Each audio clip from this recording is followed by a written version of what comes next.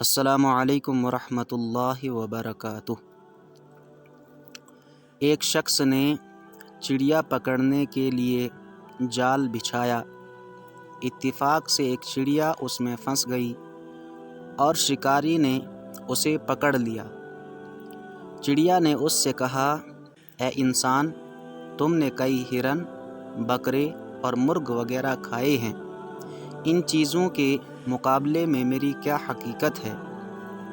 ذرا سا گوشت میرے جسم میں ہے، اس سے تمہارا کیا بنے گا؟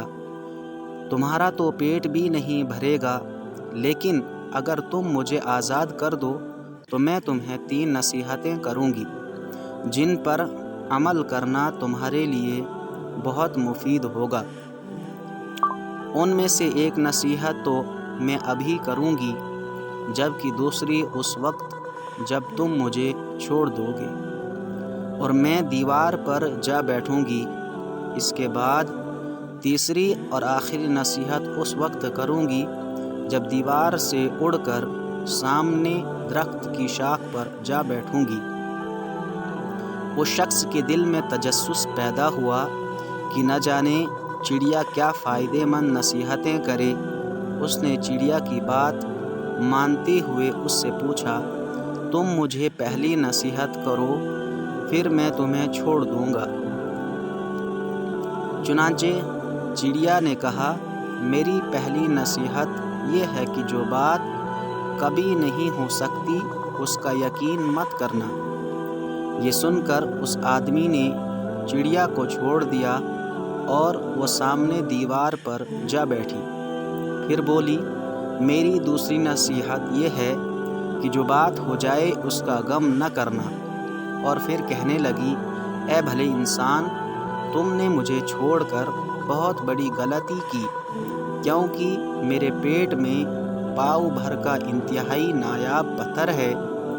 اگر تم مجھے ذبح کرتے اور میرے پیٹ سے اس موتی کو نکال لیتے تو اس کے فروخت کرنے سے تمہیں اس قدر دولت حاصل ہوتی کہ تمہاری آنے والی کئی نسلوں کے لیے کافی ہوتی اور تم بہت بڑے رئیس ہو جاتے۔ اس شخص نے جو یہ بات سنی تو افسوس کرنے لگا اور پچھتایا کہ اس چڑیا کو چھوڑ کر اپنی زندگی کی بہت بڑی غلطی کی۔ اگر اسے نہ چھوڑتا تو میری نسلیں سنور جاتی۔ چڑیا نے اسے اس طرح سوچ میں پڑے دیکھا تو اڑ کر درخت کی شاخ پر جا بیٹھی اور بولی، اے بھلے انسان، ابھی میں نے تمہیں پہلی نصیحت کی جسے تم بھول گئے کہ جو بات نہ ہو سکنے والی ہو اس کا ہرگز یقین نہ کرنا، لیکن تم نے میری اس بات کا اعتبار کر لیا کہ میں چھٹانک بھر وزن رکھنے والی چڑیا اپنے پیٹ میں پاؤ وزن کا موتی رکھتی ہوں۔ کیا یہ ممکن ہے؟